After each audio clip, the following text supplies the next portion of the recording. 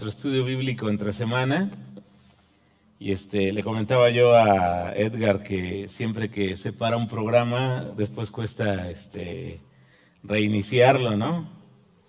Pero qué bueno que estás aquí y me da mucho gusto poder estar aquí también con ustedes y que abramos la escritura y dejemos que el Señor hable a nuestras vidas con los ejemplos, los consejos y lo que Él nos ha dejado en su palabra.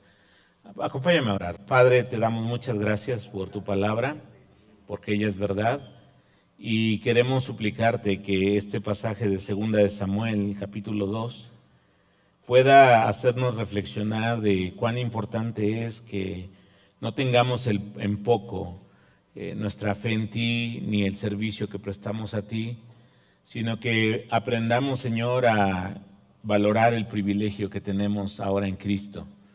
Y queremos suplicarte que tu palabra nos enseñe y que sea tu Espíritu quien hable a nuestro corazón. En el nombre de Jesús. Amén. Muy bien, abre tu Biblia, por favor, en 1 de Samuel, capítulo 2. Y hoy vamos a abarcar, está un poco larga la lectura, desde el versículo 12 hasta el versículo 36. Y vamos a ver que Elí y su casa pues fueron disciplinados, castigados por el Señor, porque ellos tenían en poco el privilegio de haber sido escogidos por el Señor y de estar sirviendo en su obra. Y cuando estuve reflexionando este pasaje, realmente pues, déjame usar esta expresión, ¿no? Como que se me erizaron los pelos, ¿no? Porque realmente me acuerdo que algo que pensé, dije, wow, lo que dice Hebreos es completamente verdad, en el sentido de que horrenda cosa es caer en manos del Dios vivo, ¿no? O sea, un Dios que no está como para complacernos. Te he comentado, ¿no?, que el cristianismo contemporáneo justo como que quiere invertir los papeles, ¿no?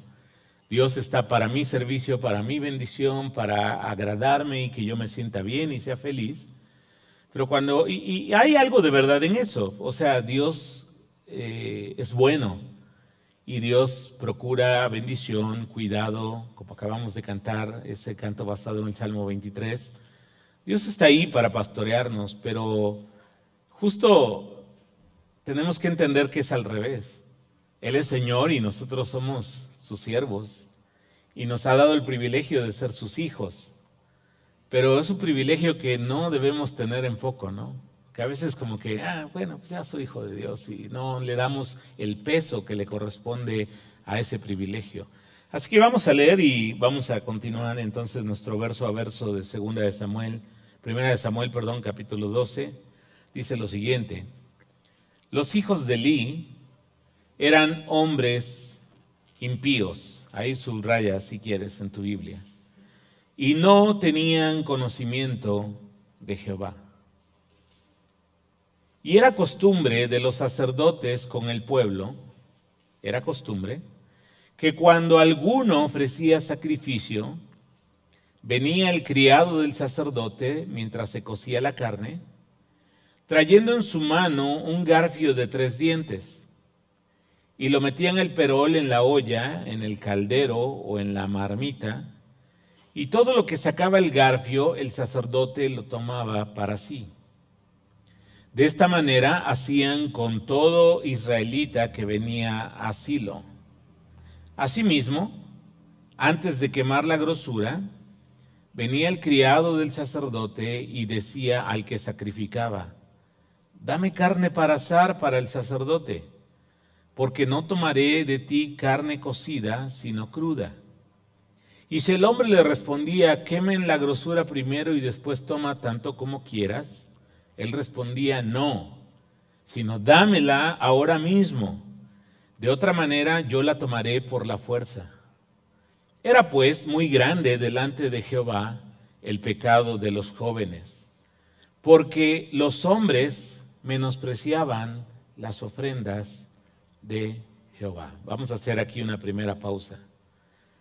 Tenemos a dos sacerdotes jóvenes, así lo relata el texto bíblico. Ofni y Fines eran sus nombres. Y ellos eran hijos del sumo sacerdote. Se entiende que Elí tenía esa posición de sumo sacerdote en el tabernáculo de reunión. Ahora, el editor o el escritor de Samuel nos da características de estos dos hombres. Dice que eran impíos. Es decir, eran personas que a pesar, fíjate bien, de haber nacido en un pueblo que conocía la ley de Dios, a pesar de haber sido criados en un hogar donde seguramente escucharon muchas veces de la palabra de Dios y lo que Dios quería, y no solo eso, sino que pasaron los años y fueron invitados a servir en el tabernáculo. Y seguramente uno de ellos iba a ser el sucesor de Elí en cuanto al servicio como sumo sacerdote. Y estos dos, Ofni y Fines, a pesar de ese privilegio que tenían, dice que no tenían conocimiento de Jehová. Ahora, no se trata del conocimiento teórico, porque yo estoy seguro que Ofni y Fines sabían la ley, conocían la palabra de Dios. Ellos tenían bajo resguardo copia de la ley de Dios. Y yo creo que con mucha frecuencia, no sé si diario, pero había personas que venían para ofrecer sacrificios de paz al Señor y ellos eran parte de todo ese, vamos a decirlo, ese ciclo. Pero aquí vemos algo muy importante, hermanos. No basta con saber los caminos del Señor o su palabra, sino más bien ellos no tenían la experiencia personal de caminar con Dios. Y es que cada persona, aun cuando haya sido criado o criada en un hogar cristiano, va a llegar un momento en que tú tienes que tomar la decisión de si haces del Dios de tus padres tu propio Dios. Y los que hemos criado hijos en un hogar cristiano, pues sabemos, espero que nadie tenga el concepto de que porque nació en un hogar cristiano ya son cristianos. O sea, eso no ocurre así. Cada persona necesita, ante la evidencia, ante la experiencia que ha tenido, con la instrucción que ha recibido, tomar la decisión si va a seguir a Cristo o no va a seguir a Cristo. Y yo sé que nosotros como padres deseamos que nuestros hijos caminen por las sendas del Señor. Pero el otro día veía un video de un predicador español, se apellida Vaz, creo, Juan Manuel Vaz. Y justo le preguntaban que qué él haría si su hijo no quisiera seguir al Señor, ¿no? Y él contestó algo así como que lo iba a obligar. Y yo en lo personal creo que ni Dios nos obliga a seguirle. Tiene que ser una decisión. Obviamente el Espíritu Santo obra en nosotros para convencernos de pecado, de justicia y de juicio. Y Dios pone la fe en nosotros. Efesios capítulo 2 dice que es un don de Dios también la fe. Pero aún ahí está el acto de la voluntad humana de decir, Señor, yo quiero seguirte, yo quiero creer en ti y quiero estar en tus caminos. Y lamentablemente para la familia de Elí, Ofni y Fines optaron por estar ahí, pero no honrar el privilegio que habían recibido. Porque, o sea, hombres impíos hay en cualquier lugar, ¿no? Y todos nosotros en algún momento a lo mejor hemos tenido en poco el privilegio que Dios nos ha dado de conocerle y de servirle, ¿no? Pero aquí el autor nos está revelando que era muy grande el pecado de estos jóvenes porque menospreciaban las cosas de Dios. Y si nosotros menospreciamos las cosas de Dios, intrínsecamente estamos despreciando también al Señor y su obra. Y estos dos muchachos no eran útiles para la obra del Señor y su gloria. ¿Cuál era su pecado? A ver, de lo que leímos. Tomaban por su cuenta algo que no les correspondía. Déjame darte un poco de contexto.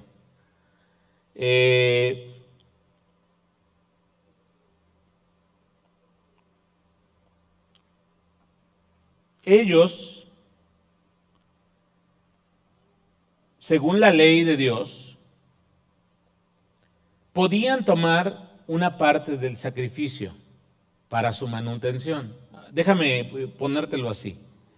Una parte que era la grosura, y los israelitas consideraban que esa era la mejor parte de la vaca, ¿no?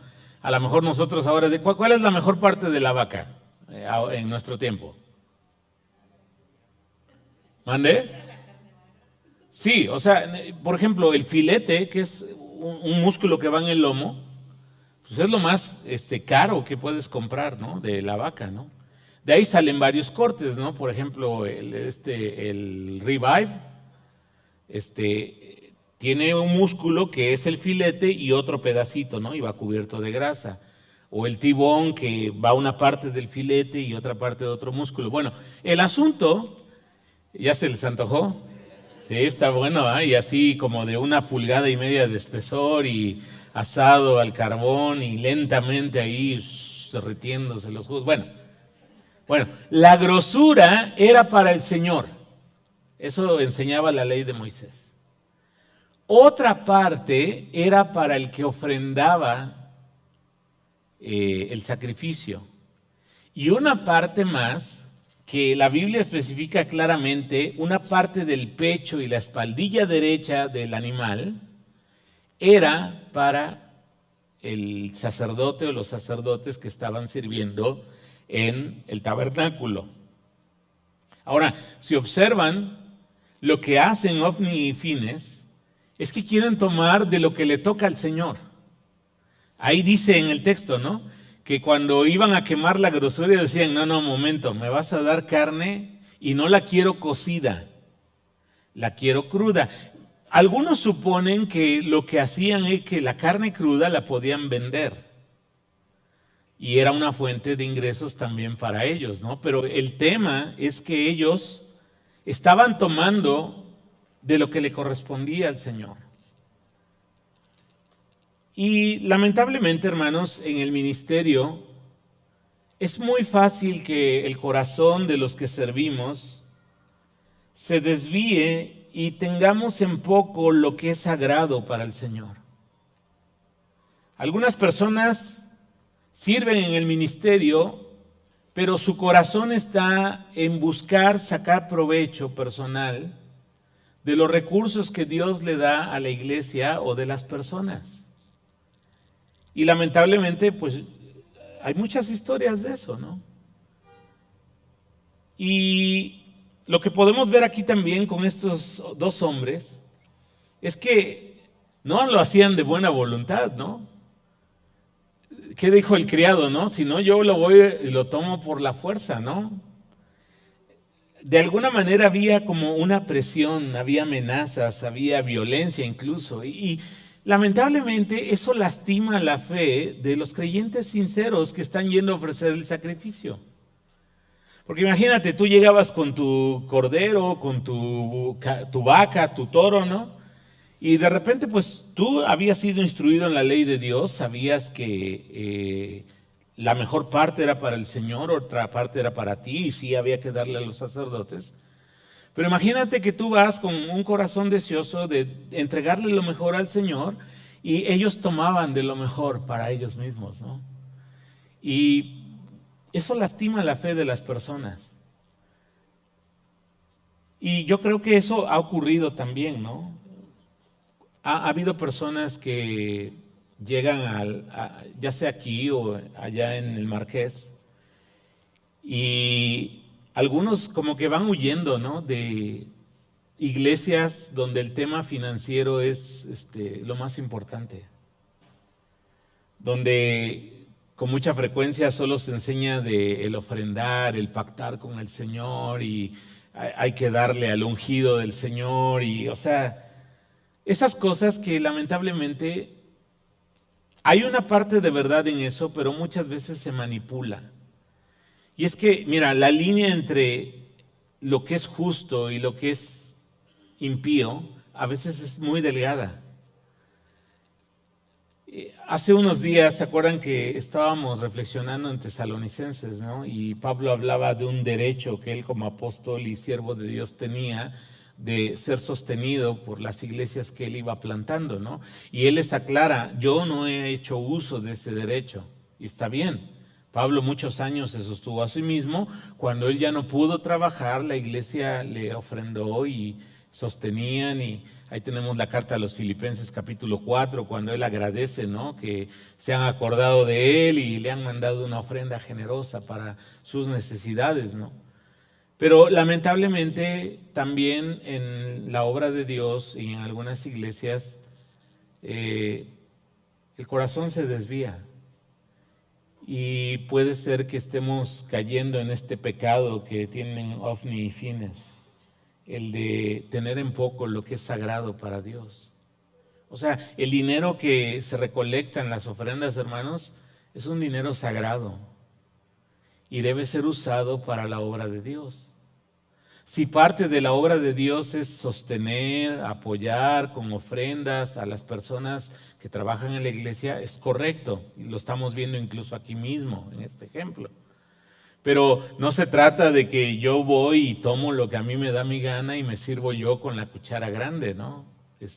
Porque el corazón tiene esa tendencia. Y yo quisiera animarte que tus oraciones para mí y para quienes están sirviendo conmigo aquí en la iglesia, tus oraciones fueran para que el Señor nos guarde de no caer en ese pecado. Mira lo que Pablo dice en 1 de Timoteo capítulo 6, versículo del 6 al 10. Pero gran ganancia es la piedad acompañada de contentamiento. Subraya ahí contentamiento. Porque nada hemos traído a este mundo y sin duda nada podremos sacar. Así que, teniendo sustento y abrigo, ¿qué dice Pablo? Estemos contentos con esto. Porque los que quieren enriquecerse caen en tentación y lazo, y en muchas codicias necias y dañosas, que hunden a los hombres en destrucción y perdición. Porque raíz de todos los males es, dígalo conmigo, el amor al dinero, el cual, codiciando algunos, se extraviaron de la fe y fueron traspasados de muchos dolores. Y mira, uno tiene que cuidar su corazón.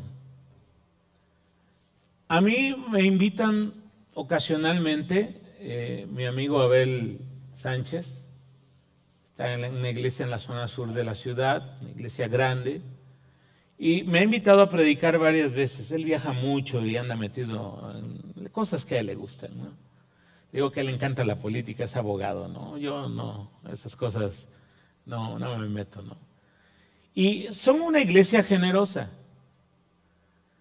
Y a veces me invitan a compartir en las reuniones de hombres. Y también me daban una ofrenda y he aprendido a recibirla. Pero la última vez que fui, yo desde que salí de la casa le dije al Señor, esta vez no voy a recibir la ofrenda porque quiero cuidar mi corazón. Que no esté yo pensando en el dinero que me van a dar, o sea, Dios me libre de eso. Y el simple privilegio de compartir la palabra es suficiente. Y así lo hice.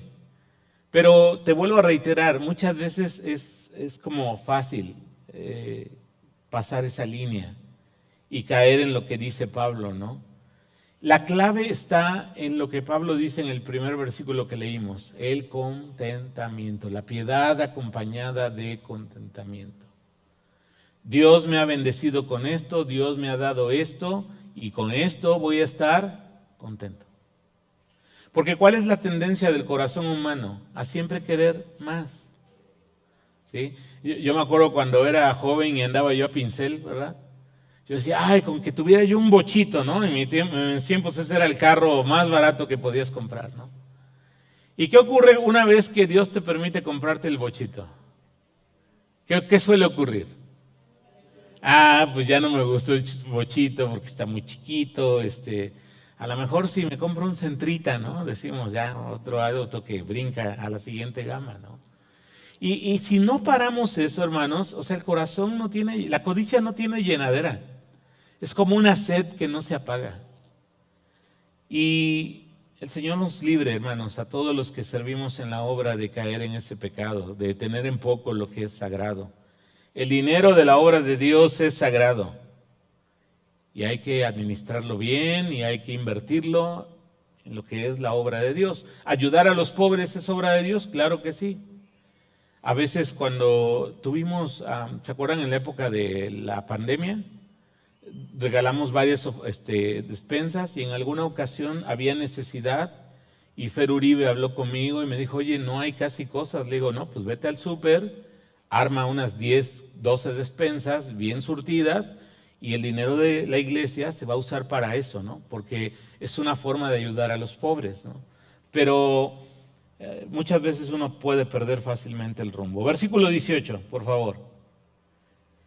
En contraste a Ofni y Fines, el joven Samuel ministraba en la presencia de Jehová, vestido de un efod de lino, y le hacía a su madre una túnica pequeña, y se la traía cada año, cuando subía con su marido para ofrecer el sacrificio acostumbrado.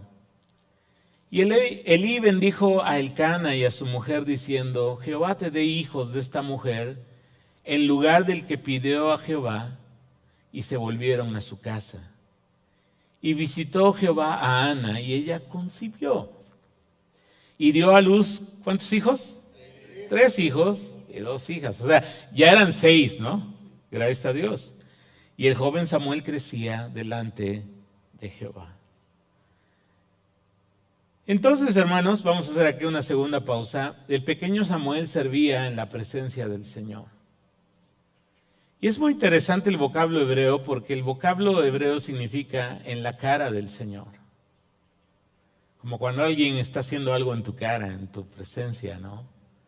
Porque a veces de boca decimos que estamos conscientes de la presencia de Dios, pero como que no entendemos a qué grado, ¿no? Y el texto hebreo nos dice, Samuel servía, déjame parafrasearlo, en la misma cara del Señor, en su rostro, lo que él hacía. Y la palabra dice que delante del Señor todas las cosas están desnudas, no hay cosa que se esconda, ¿no? Y es muy interesante cómo, a pesar de un ambiente de corrupción, decadencia moral y espiritual en la que estaba Elí y sus hijos, Dios se levanta nuevos siervos. Y aquí de una oración de una madre afligida que no podía tener hijos y que era maltratada, violentada y humillada por su rival Penina, Dios le concede un hijo y Dios tiene planes para ese hijo. Y tiene planes para levantarlo como siervo de Dios, ¿no? Es realmente asombroso. Porque muchas veces podemos caer en déjame usar esta palabra fuerte, la estupidez de pensar que somos irreemplazables en la obra de Dios. Y Dios nos libre de pensar eso. Somos débiles, somos pecadores, somos limitados en nuestras capacidades. Por más habilidades o dones que tengamos, hermanos, reconozcamos siempre una cosa. Todo es por medio de Él, procede de Él y es para Él. Y la gloria no debe llevársela el mensajero, la gloria debe llevársela el autor del mensaje. El rey es el que se lleva la gloria, no el chalán. Y muchas veces, pues lamentablemente, puedes caer como en esa inercia social de encumbrar personas y estamos siguiendo al hombre, no estamos siguiendo al Señor. Pero Dios levanta a siervos, ¿no? Y el problema no, sí es en parte quienes están poniendo su vista en un hombre, pero también ese problema del que sirve, porque, o sea, le encantan los aplausos, ¿no? Y te encanta la lisonja y, qué buena enseñanza. Sí, es la palabra del Señor.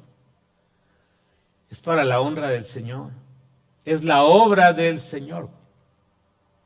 Y si no va el Señor delante de nosotros con su espíritu haciendo su obra, nosotros realmente vamos a hacer algo súper limitado, o sea, que no va a redundar en la gloria de Dios.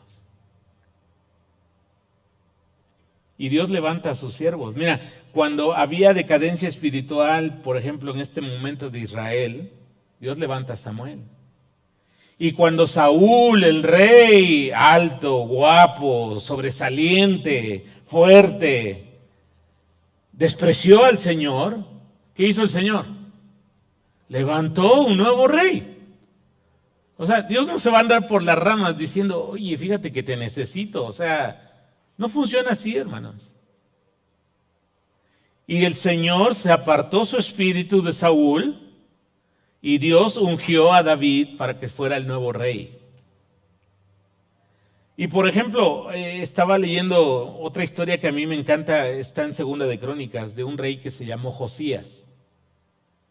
Él tenía un padre que se llamaba Amón y un abuelo que se llamaba Manasés. Y tanto Manasés como Amón sirvieron a los dioses cananeos. Y uno dice, ¿cómo si el abuelo y el papá sirvieron a los dioses cananeos y su corazón fue perverso delante de Dios? ¿Cómo es que Dios levantó en esa familia un nuevo rey que servía al Señor? Y no hay otra explicación más que la gracia de Dios obrando en la vida de las personas. Fíjate bien, Amón murió 2 años después, el papá de Josías, de que había sido coronado rey. Y Josías tenía 8 años cuando él quedó como rey. Pero lo padre de esa historia es que los sacerdotes lo cobijaron, le enseñaron la ley de Dios y Josías decidió romper ese hábito, esa herencia familiar de maldición de estar adorando a los dioses cananeos. Y hubo un avivamiento espiritual bajo el liderazgo de Josías ahí en Israel. Porque él mandó a destruir todas las estatuas de los ídolos que su abuelo y su padre levantaron. Y copias de la ley y reanudó la adoración en el templo. O sea, la gracia de Dios se abre paso, hermanos, en medio de la decadencia moral y espiritual, aunque estemos viviendo.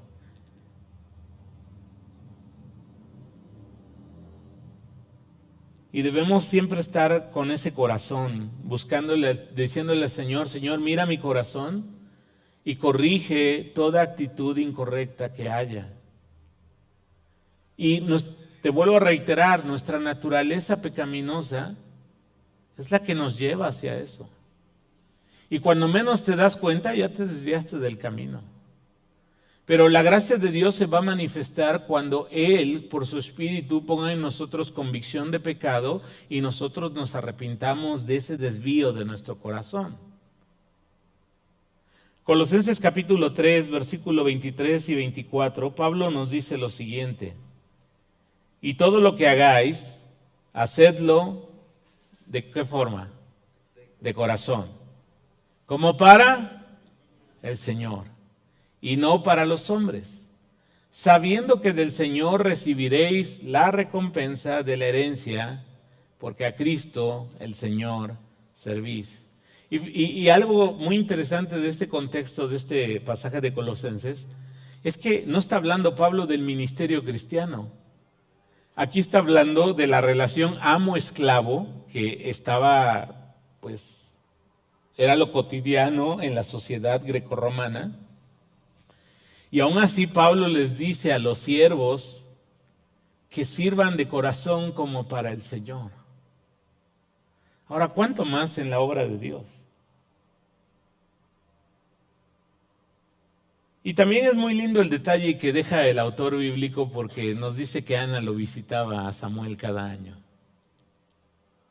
Una madre creo que no deja de amar a sus hijos. Y le llevaba una prenda de vestir. Algunos piensan que era como algo para abrigarse. Y es una muestra tangible del amor de Ana por su hijo Samuel. Y al parecer, cuando ella va en esta ocasión, todavía no tiene más hijos. Todavía está ahí como el sentimiento de la pérdida, ¿no? O sea, somos humanos. Y eso es muy padre en la Biblia, que nos muestra nuestra debilidad como humanos, los sentimientos. Y uno extraña a sus hijos. Y ahora estoy justo viviendo eso. No sé cuántas veces le he dicho a mi esposa, extraño a mi niña. Pero sé que está en un lugar donde Dios va a estar haciendo su obra en ella. Pero Dios no se olvida y Dios no es deudor de nadie. Y Dios recompensó la fe y el servicio de Ana. ¿Y qué hizo? Solo le dio 5 hijos más. ¿Alguien tiene 6 hijos aquí? Nadie, ¿verdad? Ya nos fuimos de esa generación, ¿no? Dice Hilario, no. Versículo 22, por favor. Pero Elí era muy viejo y oía todo lo que sus hijos hacían con todo Israel y cómo dormían con las mujeres que velaban a la puerta del tabernáculo de reunión.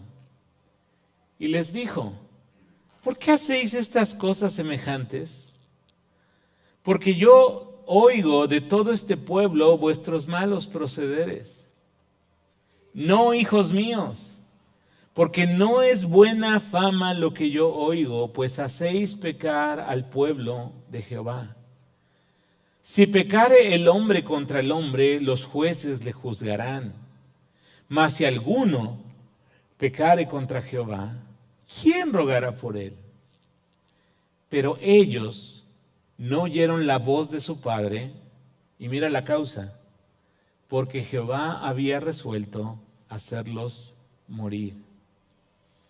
Y el joven Samuel iba creciendo y era acepto delante de Dios y de los hombres. Vamos a hacer una pausa también aquí. Elí sabe de las andadas de sus muchachitos. Ellos no solo tomaban lo que no les correspondía, sino que le correspondía al Señor. Pero aparte vivían en una inmoralidad sexual. Ese dormían con las mujeres es un eufemismo. Implica que había una seducción, una relación sexual con las mujeres que servían a la puerta del templo. Ahora, yo digo ahí, tanto peca el que mata la vaca como el que agarra la pata, ¿verdad? O sea, porque no habla de una violación.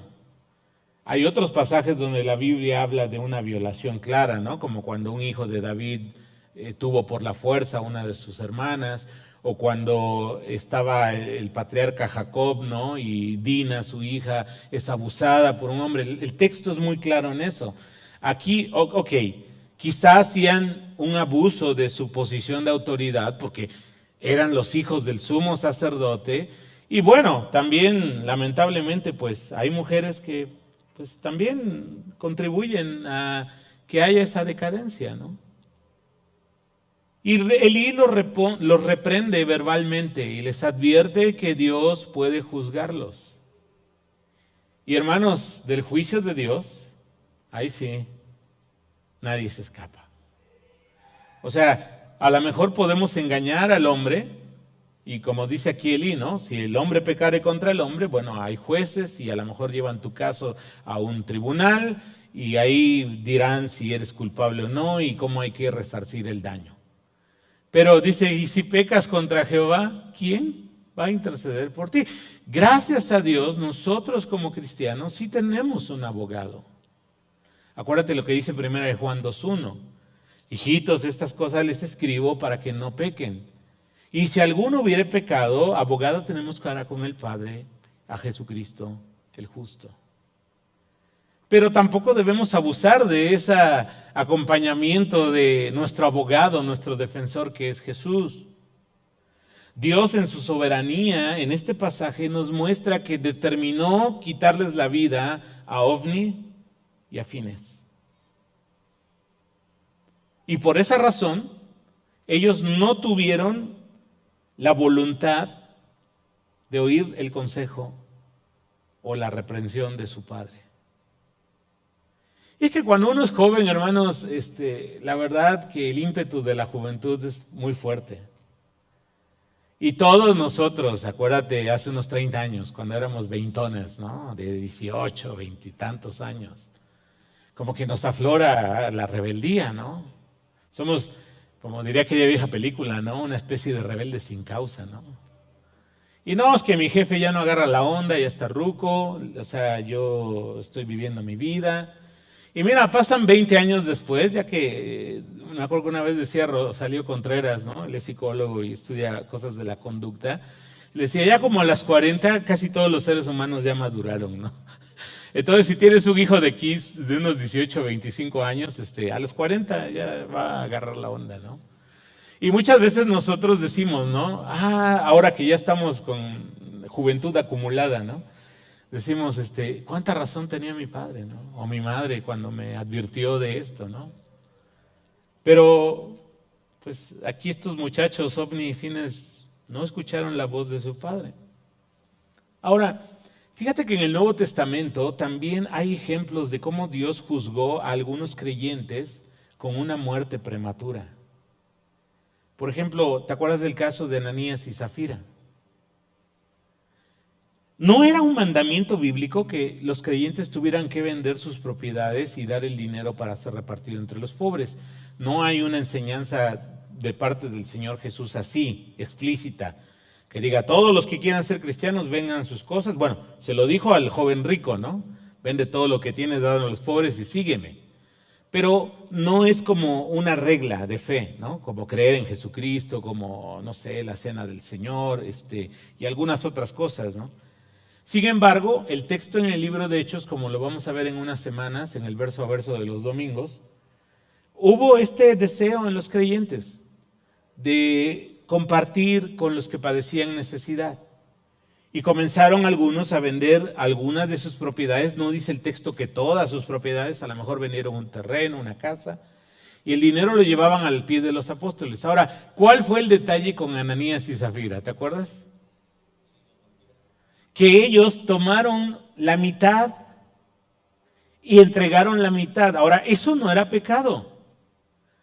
El pecado, ¿dónde estuvo? Cuando ellos dijeron, mira, aquí está todo lo que... Ahí estaba el pecado.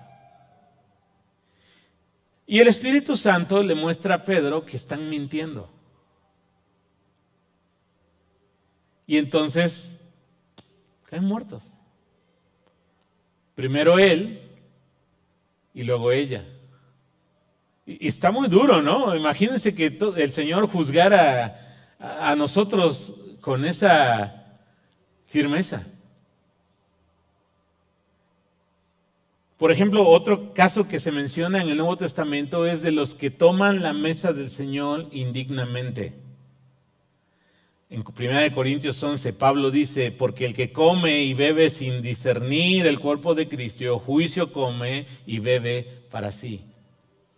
¿Cuál es el pecado ahí? Porque muchas veces pasa que hay creyentes que a lo mejor saben que hay cierta conducta, cierta situación que saben que no es correcta delante de Dios y se abstienen de participar de la cena del Señor porque dicen, no quiero participar indignamente.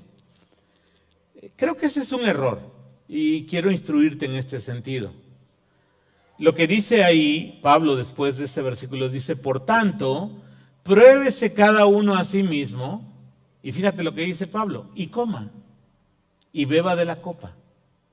No dice Pablo, pruébese cada uno a sí mismo, y si te hallas falto, no participes de la cena. La idea de probarse a sí mismo es mirar a nuestro interior Y si el Espíritu de Dios, como dice Primera de Juan, creo capítulo 3, si Él pone en nosotros esa convicción, lo que tenemos que hacer es arrepentirnos. La cena del Señor es un espacio para venir y traer incluso nuestro pecado al Señor. Arrepentirnos, renovar nuestro compromiso con Él y tomar el pan y beber de la copa. Porque ¿de qué sirve, por ejemplo, si yo vengo a la cena del Señor, el primer domingo de cada mes aquí en Calvary, y me examino a mí mismo, hallo que estoy en una situación que sé que no le agrada al Señor, pero no estoy dispuesto a corregirla, ni a arrepentirme, ni dejar que el Espíritu Santo siga haciendo su obra en mi vida? ¿Cuánto tiempo lo vas a postergar eso? ¿Al siguiente mes? ¿2 meses? ¿1 año? ¿10 años? Entonces es algo interesante, hermanos, ahí. Y en contraste a Ofni y Fines, Samuel, él iba creciendo y tenía el favor de Dios y del pueblo. Dios obrando en personas específicas para que lleven adelante su obra y sus propósitos. Y es que fíjate una cosa muy interesante. Dios se encarga, cuando Él levanta a alguien, se encarga de que el resto de las personas tengan favor para con esa persona y que reconozcan la autoridad que el Señor le ha dado a esa persona.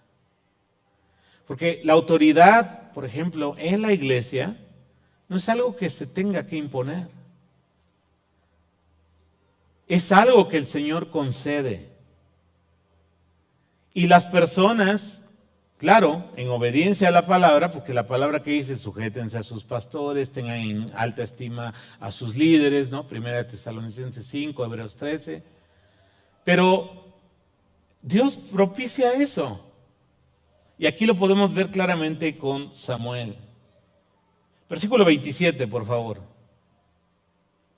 Vino un varón de Dios a Elí, y aquí se va a poner intensa la cosa, y le dijo, así ha dicho Jehová, ¿no me manifesté yo claramente a tu padre, entiéndase Aarón, el sacerdote de Dios, hermano de Moisés, cuando estaban en Egipto en casa de Faraón?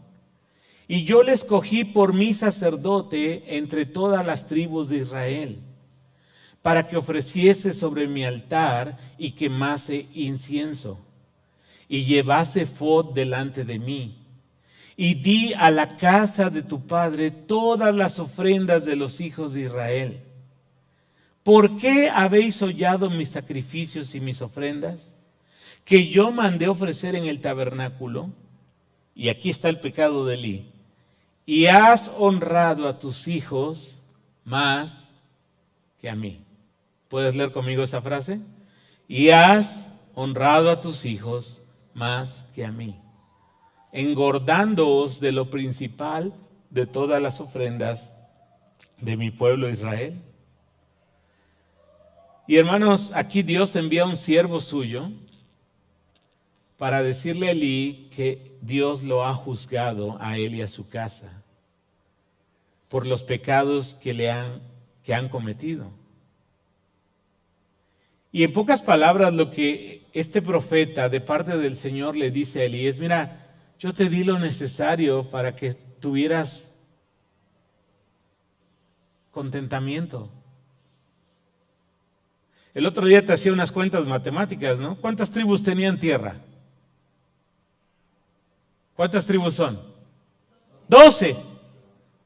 Y las 12 diezmaban. O sea, iba a haber el 120% para la tribu de Leví que se dedicaba a servir al Señor. O sea, en el promedio, fíjate bien, un levita y los sacerdotes iban a estar en una situación económica mejor que el resto del pueblo. Porque había 20% más, porque no eran 10 tribus, o sea, 10%, 100, ¿no? Estaríamos en paridad, ¿no? Pero había 2 tribus más. Y el problema aquí es que ellos se desvió su corazón, la codicia. Y Dios le señala a Elí cuál era su pecado. honrar a sus hijos más que al Señor. Y quiero decirte una cosa. Muchas veces nuestro amor por nuestros hijos nos puede desviar el corazón, nos puede cegar y permitirles ser permisivos con nuestros hijos con cosas que sabemos que no están agradando al Señor. Ahora, ¿qué pasa cuando un hijo, hablo de hijos e hijas, no quieren estar bajo el temor de Dios en tu casa? Mira, lo que va a ocurrir si tú te mantienes firme es que ese joven o esa muchacha va a optar por irse. Ahora, porque alguien diría, bueno, entonces lo corro de mi casa, yo te diría, no, o sea, yo creo que no funciona así.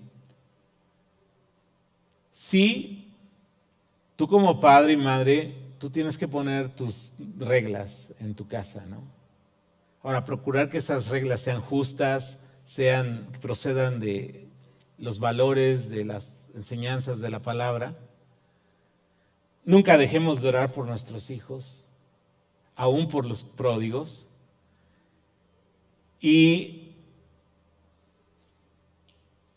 si ellos toman la decisión de irse, dejarlos ir. Porque yo creo que muchas veces Dios es ahí cuando va a tratar con ellos. Tú lo sabes, la vida es dura. Y allá afuera, cuando no estás bajo la cobertura o la protección de tus padres y tú eres muy joven, la cosa es complicada. No sé a qué edad te saliste de tu casa, ¿no? Pero yo tenía un par de meses menos de 19 años cuando salí de mi casa. Ahora, no salí en rebeldía.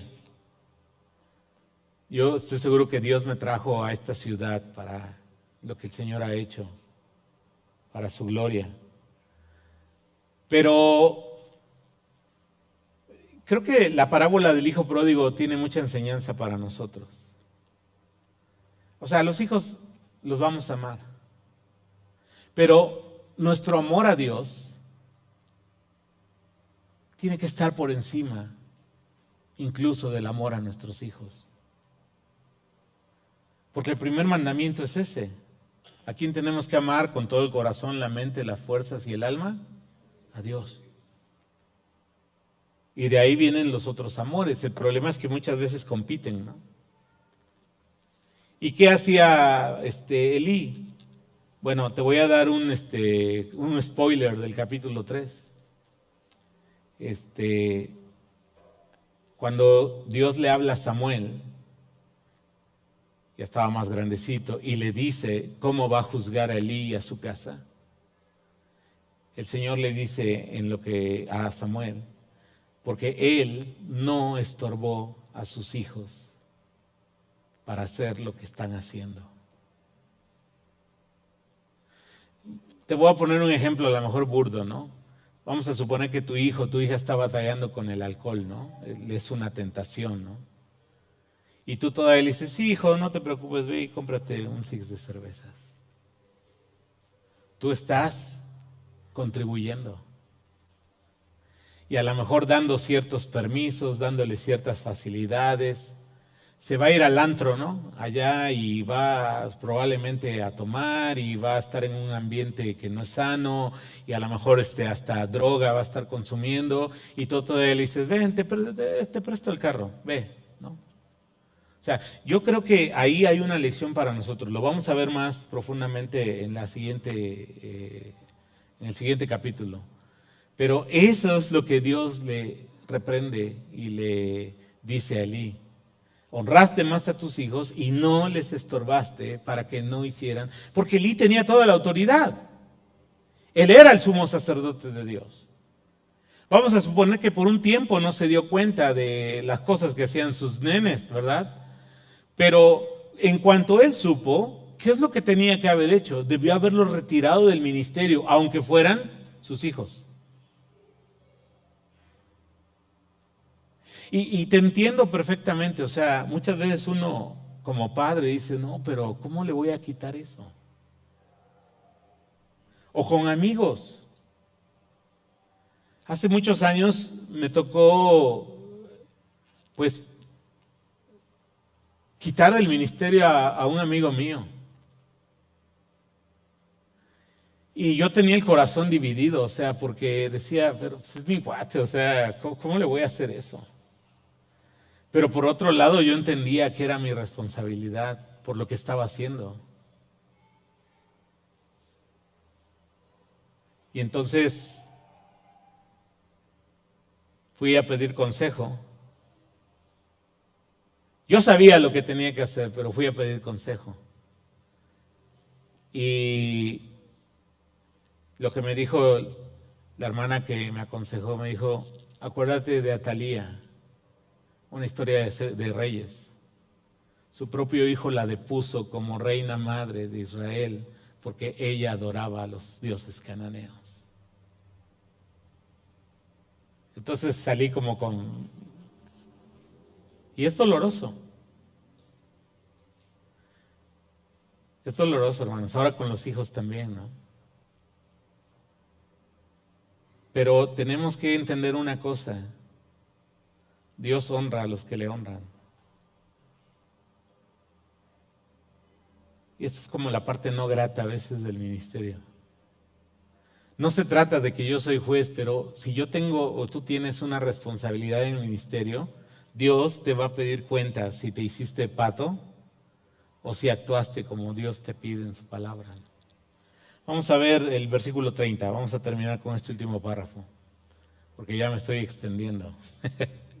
Por tanto, versículo 30, Jehová, el Dios de Israel, dice, yo había dicho a tu casa y a la casa de tu padre, andarían delante de mí perpetuamente. Mas ahora ha dicho Jehová, nunca yo tal haga, porque yo honraré a los que me honran, y los que me desprecian serán tenidos en poco. He aquí vienen días en que cortaré tu brazo y el brazo de la casa de tu padre. De modo, esto está bien duro, hermanos, que no haya anciano en tu casa. Verás tu casa humillada, mientras Dios colma de bienes a Israel. Y en ningún tiempo habrá anciano en tu casa. El varón de los tuyos que yo no corte de mi altar será para consumir tus ojos y llenar tu alma de dolor. Y todos los nacidos en tu casa morirán en edad viril. Y te será por señal esto que acontecerá a tus dos hijos, Ofni y Fines, ambos morirán en un día. Y yo me suscitaré un sacerdote fiel que haga conforme a mi corazón y a mi alma. Y yo le edificaré casa firme y andará delante de mi ungido todos los días. Y el que hubiere quedado en tu casa vendrá a postrarse delante de él por una moneda de plata y un bocado de pan, diciéndole, te ruego que me agregues a algunos de los ministerios para que pueda comer un bocado de pan.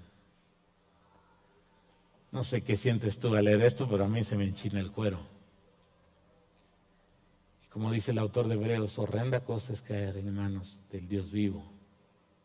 Y aquí hay un principio que no debemos olvidar. Dios honra a los que le honran, pero Dios tiene en poco a los que le desprecian. Y el juicio de Dios para Elí, híjole, está duro, mis hermanos.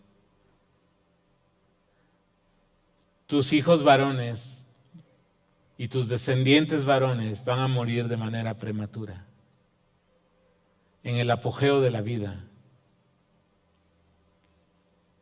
Vas a vivir en estrechez económica aun cuando el resto del pueblo tenga prosperidad. Y no solo eso, voy a reemplazar a tu familia en el ministerio. Voy a levantar una nueva generación de siervos conforme a mi corazón, dice el Señor. Y fíjate, en lugar de estar en esa posición de privilegio, ¿qué dice la Biblia, no? Dios, ¿qué hace con el soberbio? lo resiste y lo humilla. ¿Y qué hace con el humilde? Lo levanta y lo pone en un lugar de honor. Y justo la familia de Elí iba a pasar por el proceso de humillación. ¿Qué le dice el Señor? Tus descendientes van a estar mendigando la plata y el pan. Y ellos van a venir con los que yo voy a levantar para que me sirvan, a rogar que les des una chamba ahí en el ministerio para que puedan vivir. Por eso, hermanos, o sea, sé que estas enseñanzas como la de hoy no son tan agradables al oído. Nos hemos acostumbrado, no aquí en Calvary, pero en muchas iglesias, a que todo es felicidad, todo es prosperidad, todo es bueno, andar con el Señor es cosa seria. Y cuando terminé de reflexionar este pasaje, decía, bueno, Señor, líbrame de un corazón que tenga en poco quién eres tú y tu obra, ¿no? Porque muchas veces eso va a ocurrir, ¿no? Si no está nuestro corazón guiado por el Señor, vamos a perder el rumbo y vamos a menospreciar, a tener en poco lo sagrado que es del Señor. El Señor nos libre. Si bien ahora estamos en Cristo, ¿verdad? Y hay un abogado para con nosotros, pues ya te mostré 2 casos en el Nuevo Testamento donde Dios se llevó a personas prematuramente, ¿no? Por estar ahí de tercos, ¿no? ¿Te acuerdas de aquel joven que andaba con su madrastra, ¿no? En 1 Corintios, creo capítulo 5. Dice Pablo, ni aún entre los incrédulos hay tal inmoralidad, ¿no? ¿Y qué dice él? Entréguenlo a Satanás, ¿no? O sea, cosas que la verdad ahora, obviamente la gente reaccionaría hasta diciendo, no, eso es violencia, eso es discriminación, ¿eso es qué? Discriminación, ¿no? Pero pues bueno, aquí la lección es la siguiente, ¿no? Podremos escaparnos del juicio humano o del castigo humano, pero cuando Dios decide que ya estuvo bueno, que Dios nos libre, ¿no? Porque no hay más que hacer, ¿no? Todo lo que el hombre sembrare, eso también segará. Terminemos con una oración. Padre, venimos delante de ti, sí con temor, pero también agradecidos por la gracia que tenemos en Cristo. Señor, permite que nuestro corazón esté recto delante de ti. Límpialo, purifícalo. Que no tengamos en nuestro corazón, Señor, amor por el dinero, por la posición, por la influencia, por el poder, por los beneficios que podemos obtener, sino que nuestro corazón esté, Señor, humilde delante de ti, sirviéndote, reconociendo que tú eres Señor, que tú eres Dios, que todo es por medio de ti y para ti, Señor. Y Padre, que no menospreciemos, no tengamos en poco lo que es tu obra y tu ministerio, nuestro servicio a ti. Padre, haz en nuestros corazones tu obra y danos un corazón conforme a ti. En el nombre de Jesús. Amén.